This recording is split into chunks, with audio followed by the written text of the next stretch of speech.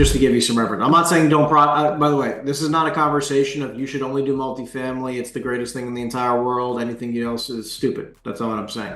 But I do want you to realize that, again, if we look at industrial as an example, okay? Let's look at industrial. I'm going to share my screen. Okay. In New York, now again, this is Reonomy. Okay. Owners with a phone number. Let's do industrial.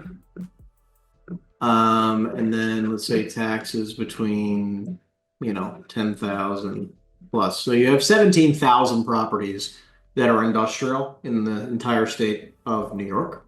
Okay.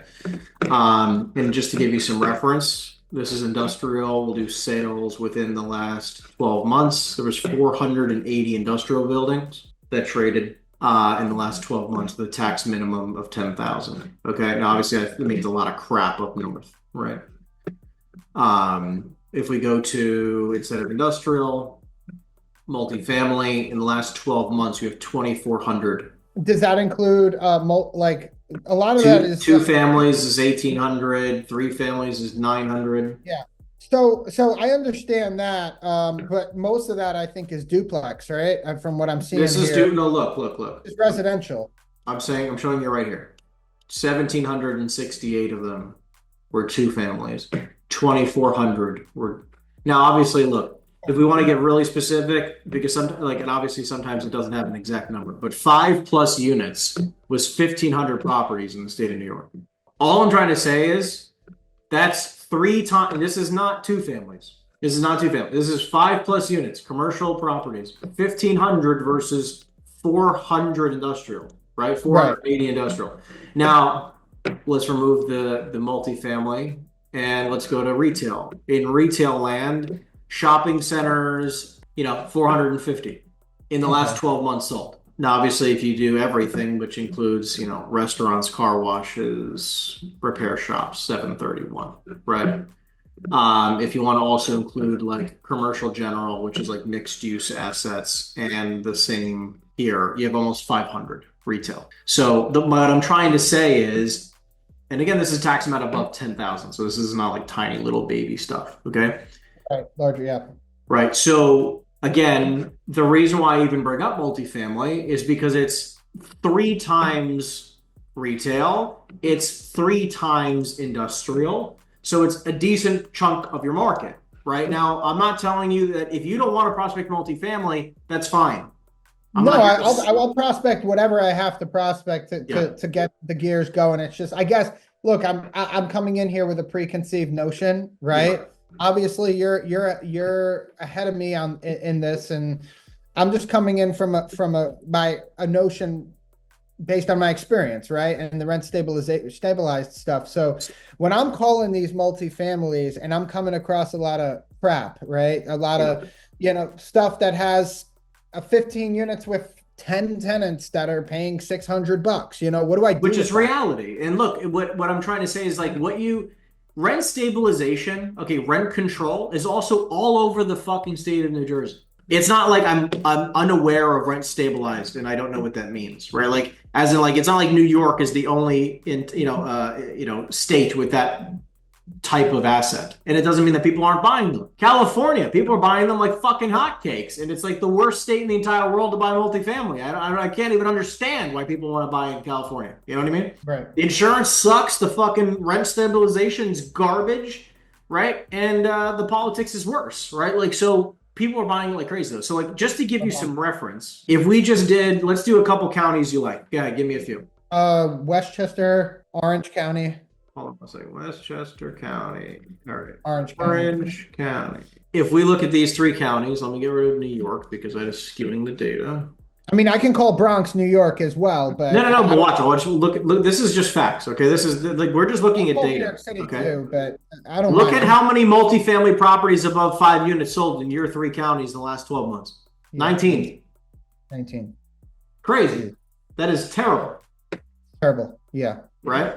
Now, again, let's get rid of the units, and I'm going to get rid of multifamily. In the last 12 months, 925 properties sold. Okay. Now, the biggest chunk of that is what? Now, you had 52 industrial.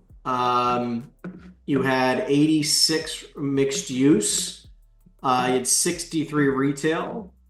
Multifamily. Oh, okay, here you go. Multifamily was 177, but if you just do 5+ units, it takes you down to 19, which means that a lot of them were probably pretty small, or they just weren't correctly. Yeah, I mean, a lot of these counties, it's mostly residential. I don't mind calling New York City either. I can call New York City as well. I just don't know the difference in demand based on because everything is rent stabilized there. It's everything. Yeah, so like look, but watch this, right? So now if we just do what is it, New York County? New York City is Bronx County. Oh, Bronx County. Okay, cool. Let's Yeah, do Bronx County just to look at numbers for a second. Yeah. Okay. 391. Well, now it's 391 include. Yeah, if we just looked at Bronx, and now it jumped up drastically, right? So now multifamily 5+ units. So we were at 19. Now we're at 166. That's where the turnover is. Yeah. Yeah. So a lot of it is in the Bronx. Now, obviously, Bronx that doesn't count. I don't think that counts. Doesn't count. That's only one county of New York City. There's also Queens and Manhattan and Queens, Manhattan, Brooklyn, everywhere else, which I don't mind. Again, calling those. It's just yeah. I'm sure there's demand. Yeah. So, all I'm trying to tell you is that like there's a lot of money to be had here. And I'm just telling you not to. I'm just telling you not to ignore it. That's all. Yeah. So if you were me, right? If you were me, would you call? You would probably call multifamily. Like, say, do you have any? Like, let's start from square one. Okay. What do your buyers look like right now? If you had to say, do you have any commercial real estate buyers right now? You had one that's looking for up to $8 million for what? Multifamily. I have one that's looking for up to $8 million who wants multifamily in Westchester. That's it. Like. Westchester County. Westchester County, 8+ units, right? Yeah, so that's one.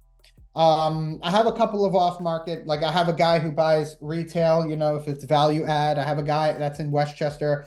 I have a guy in Orange County who buys industrial with value add. Okay. I have someone who's looking for like a warehouse. Otherwise, I mean, I just have a shitload of investors that have just called me over the year. The investors that call asking for deals and you just plug them into the CRM and they're just sitting around. I have a shitload of those. What I want you to do, okay, let's start with step one. Step one is understanding what your buyer list looks like, okay, and organizing it into a specific VIP list. These are people who are vetted, who are qualified, who are active today. And if you brought them a legitimate property that meets their criteria, they're going to transact. And it's very important to understand that, like, look, you might have one person on that list, you might have 5, you might have 50. Whatever that list is, you want to be very specific that they are looking to buy today, they are vetted, and they already have assets that are similar to what you are saying that they want. Okay? So if someone comes to you and says, hey, Brian, I'm going to stop sharing my screen for a second. Yeah. Hey, Brian, I want to buy a warehouse. I'm looking to buy value-add warehouses. And you go, awesome. What do you own right now? And I say, nothing. This is not somebody that I would tell you that I would spend time on. If I don't own anything and I'm telling you I want to buy something, I'm not a vetted buyer. Like, I'm not an active buyer. I have no previous history. That is not somebody I would spend time with. Okay. I want to spend time with somebody who owns 5 or 10 or 20 properties similar to what they're telling me they want to buy, and they bought something, again, 1 or 2 properties within the last 12 months. That's somebody I want to become friends with, and I want to spend some time with, and I want them to buy some property with me. Because now I want you to think about a term called buyer capacity. I came up with this term a number of years ago, and for me, it references what is the total capacity that all of the individuals in your life, your VIP clientele, are looking to acquire in 1 year, per year, okay? So if you have, let's say, 3 people, Brian, right now, one guy's looking for industrial warehouses. Did he give you a budget? The guy who's looking for industrial, yeah, he did. I think he said between, he said he's looking for industrial or flex spaces up to 3 million in Orange County, which Orange County here, I mean, we're like an hour from the city, so that's more common. Up to 3 million. Okay. He owns, I know he owns a couple of properties in the area. So he had reached out to me on a commercial building that I had for sale. It was like a diner, and he had owned some stuff in the neighborhood, and he'd reached out. That's how I first got him. So I would just get clear on what he actually owns, because it's more likely he'll buy what he owns already versus something new. Anyway, so hold on. 3 million. plus the woman's 8 million, and then you said somebody was looking for retail. What did that person want? Yeah, the woman that's 8 million. Yeah, so she's like she hasn't bought anything yet on the she doesn't own anything on like the commercial side. She owns smaller multifamilies. She's like one of those who like wants to get something bigger, but has had 2 families and 3 family houses before, but wants something bigger. So I don't know if that's something to spend someone. Okay, no, that's great. We'll talk about that separately in a second. Then okay, what about the retail? The other guy, he owns a lot of properties across 13 states. So he's looking for industrial, retail. He doesn't want residential, multifamily, industrial, retail, medical. He says he wants stuff that's mismanaged, that has like value add potential. I understand. What's his budget? His budget, I mean, his budget from talking to him is he said he'll buy anything up to 25 million if the deal makes sense. Okay, wonderful. Okay, let's talk about this real quick. Now, 3 people you just mentioned to me. One guy said his budget's up to 3 million, owns a number of other properties. Awesome. Sounds good. Number 2, woman can buy up to $8 million. She owns nothing that's anywhere near that type of price. The 8 million to me sounds a fugazi number. She could have said any number. She doesn't own anything in that realm. I think we can count on her for maybe somewhere between $1 million and $2 million. And then the other guy said up to 25 million, owns in a dozen plus states, and is looking to acquire, you said retail, off the medical office, and warehouses. That's okay, warehouse. Wonderful. So you have 25, you have 2, you have 3, and 3 million. Okay, so that total is $30 million worth of buyer capacity. Now you have 30 million of buyer capacity, and you're never going to take or accomplish or sell 100% of the capacity of the buyers in your list. Okay, you're going to get a percentage, just like all of us, right? Because they obviously are working with other brokers. We're not the only person in their life. Okay. Right.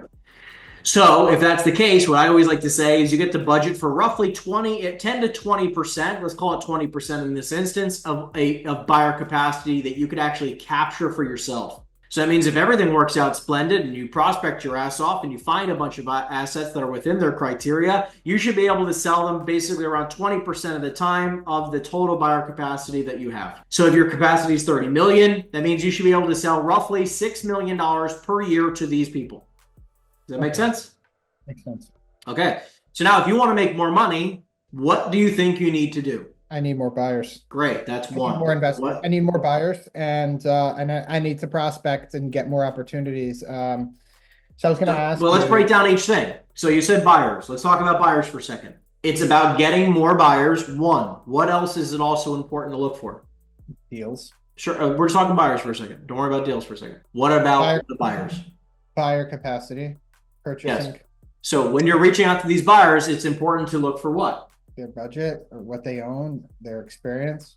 Yeah, so we are looking for vetted buyers, right? We're looking for people who have a good, decent level of buyer capacity, where we actually can fully be committed to the idea of the understanding that we believe wholeheartedly that these people will almost for sure buy something in this range, and I can trust my entire career, my livelihood, that these people are probably going to buy X amount of property per year. So like my team has over $1 billion worth of buyer capacity. Any given point in time, based on all the clients that we're working with on our VIP list across all the agents on the team, the number is closer to around 2 to 2.5 billion. Now this 2 to 2.5 billion, I have the same 20% percentage that you do. I'm not going to sell $2.5 billion a year, right? But I'll easily do a few $100 million per year with this capacity that we have. Now also keep in mind that too much with one person is a problem. If one guy has $1 billion, as an example, I'm probably not going to get 20% of that. Let's just be honest. I'm probably going to get maybe 1 to 5%. Makes sense. Makes total sense. So that's why it's not just so amazing that you come across somebody who has $1 billion in buyer capacity. Because think about it. Take Blackstone as an example. If you have Blackstone, you might have a $10 billion buyer capacity, right? Now we have some representatives that we know that work with Blackstone. I can't count Blackstone as a $10 billion buyer capacity. That'd be ridiculous. Because if they buy $10 billion a year worth of real estate, as an example, which they're not right now, I mean, depending on the market, it might be more, it might be less, whatever, right? I might only do one deal in a 5-year period with them. Yeah, they're doing so many deals that you're just capturing a small percentage. Very small percentage. And at the same time, like, what are the odds that we actually come across something that is lucrative enough that they'll actually take a look at? So that's why I'm saying it's not just about finding really big buyer capacities, but it's about finding people who buy a lot of medium or small stuff. That's the sweet spot. The guys who burn and churn small to medium sized deals. That's what we love. That's like the cream of the crop for buyers. A guy who owns 40 properties and he buys 2 to 10 properties a year, between a million and 10 million bucks. I love those people, because guess what? I might get more than 20% with these guys. I might be 50% of what they can do this year. And I only need 10 of these guys. Where if they're each doing 50 million in acquisitions a year, 100 million in acquisitions a year, and I can capture 30, 40, 50% of each guy, because they're looking for all the similar type of products. So I know if investor A, B, and C, I'm prospecting for them. If A doesn't want it, B might, C doesn't need it. You know what I mean? And I know I'm going to prospect for these 3, 4, 5, 10 investors in a specific asset class in a specific area. And that area might be a statewide thing. But I know I'm prospecting for this type of this group of individuals where I'm going to have a much higher likelihood of transacting at a high level.